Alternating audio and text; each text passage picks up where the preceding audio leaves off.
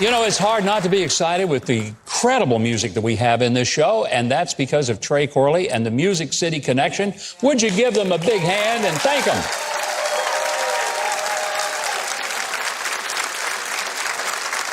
Well, you've heard the phrase, follow the money. That is exactly what Seamus Bruner has been doing at Peter Schweizer's Government Accountability Institute for more than a decade. He's a best-selling author. This is the book written with John Solomon, a great reporter, and it's called Fallout. And his findings have made very often front-page headlines. He's been on the top researcher list for Peter Schweizer's books, Exposing Clinton, and now Joe Biden and the corruption. And the Biden's sketchy global business deals that James Comer was just talking about really do pose a national security threat. Now, for more on all of this, I want you to welcome to our show an extraordinary researcher. We're happy to have him, Seamus Bruner. Seamus, great to have you here. Thank you.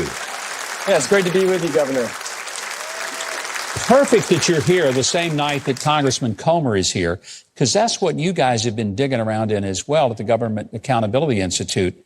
When did you first kind of start sniffing that something just isn't altogether right with what the Bidens have done in business? So right around the time of the Clinton Cash book, which readers may remember was the Clinton Foundation that blew that wide open, just after that we decided, well, let's look at the Bidens, see what they've been up to. So this would be around 2017. 2018 is when Peter Schweizer's book, Secret Empires, came out. That blew open the Ukraine, Burisma story, the China story, and we've been on it ever since. So, you know, it's hard for many of us to understand why there's not more public attention. The press obviously tries their best not just to ignore it, but to actually cover it up, and that's worse. Why is it that the evidence that Congressman Comer and what you've found is not landing on ears that care out there in the media? Well, it's exactly like you said. The media is in on it. They're complicit. They've been covering up for not just Biden, but since Obama, even the Clintons. So they've got some complicity in these things. They were there when Joe Biden said, I never talked to my son about his business dealings. They covered that and they acted like that was true. And now we know, thanks to Congressman Comer, that's not true. Joe Biden was intimately involved. You know, everybody thought Donald Trump was really being mean in the debates back in 2020 when he said, you've had business dealings with China. And Joe puffed up, I have never had any, and denied it. And people thought, boy, Trump just went after him in, shots and blanks. Turned out he was the only one on the stage telling the truth. Yeah, that's exactly right. I mean, they impeached Donald Trump for just asking some questions, some very simple questions about what was going on in Ukraine. And now we know he was right all along. The Bidens were up to no good. Let's talk about the special counsel that Merrick Garland, the Attorney General, has appointed, David Weiss. Weiss has basically kind of tried to make a deal with Hunter that would have given him nothing. I mean, it would have been a scot-free deal. Don't look at any of the felonies issues, couple of misdemeanors. It wasn't a slap on the wrist. It was a kiss on the cheek. So Weiss is now going to be appointed to be the special counsel. Does that give you any comfort at all, or should we be worried about it? Absolutely not. The appointment of David Weiss as the special prosecutor is possibly the most egregious move in the Biden cover-up saga. I mean, like you said, he had just given Hunter a sweetheart deal, and now he gets to give him a special sweetheart deal. I mean, the deal was so crooked that a judge blew it up, and so now this move seems to extend the cover-up effort, possibly past the election. And IRS whistleblowers both testified that Weiss said, I can't push this because higher up have told me to back off. So, somebody's not quite getting this right. Merrick Garland pretends that, he's hands off. I don't believe that for a minute. Do you?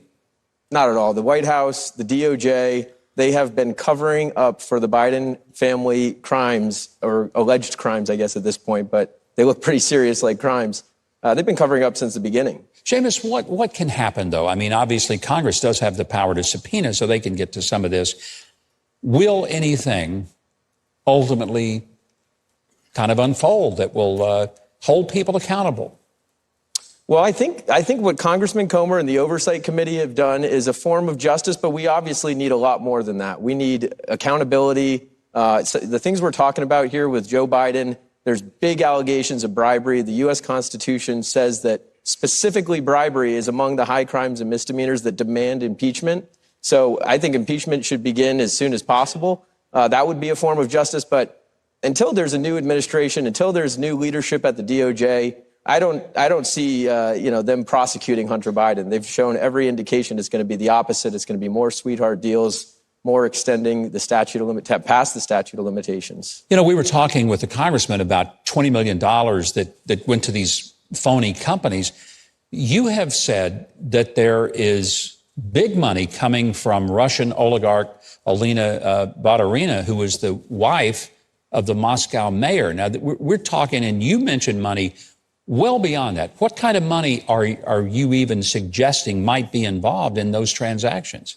So Congressman Comer and the Oversight Committee, they have found $3.5 million in the bank records. But at the Government Accountability Institute, we obtained court records where Devin Archer said that it could be as high as $200 million that Elena Baturina had invested in this Burnham asset management company that's closely tied to the Bidens. Hunter was an executive there. He got money out of that. Now, we're not saying that Biden's got $200 million, but that's exactly how much Elena Baturina is alleged to have invested in a Biden-linked entity. Where do these people get that kind of money? I mean, $200 million is not the kind of money that you carry in your pocket.